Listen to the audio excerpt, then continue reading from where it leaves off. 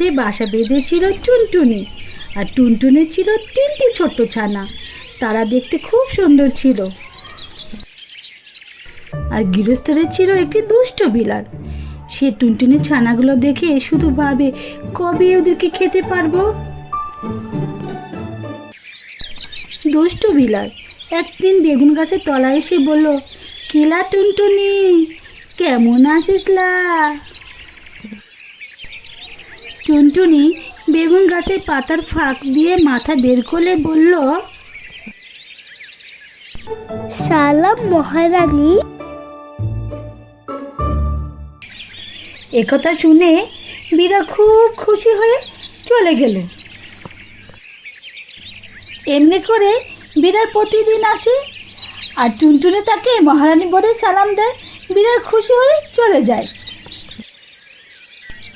এখন টুনটুনির ছানাগুলো বেশ বড় হয়েছে, তাদেরকে দেখতেও খুব সুন্দর লাগে।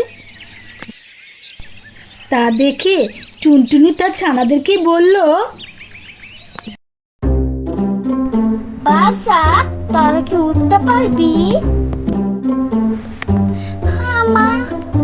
আমরা উঠতে পারবো। তাহলে দেখি তো, ওই তাল গাছটা, ডালে গিয়ে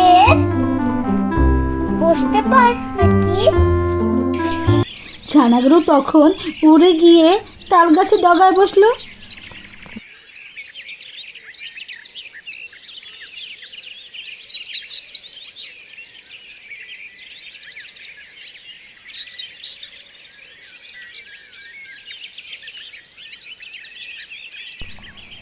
তা দেখে টুনটুনি হেসে বলল, এবার দুষ্ট মেয়েটা আসুক। কিছুক্ষণ পর বিড়াল এসে বলল, কিরে টুনটুনি, কেমন আছিস? টুনটুনি পা দেখিয়ে বলল,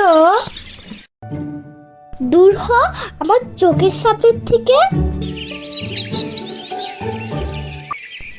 বলেই সে ফুরুত করে উড়ে চলে গেল।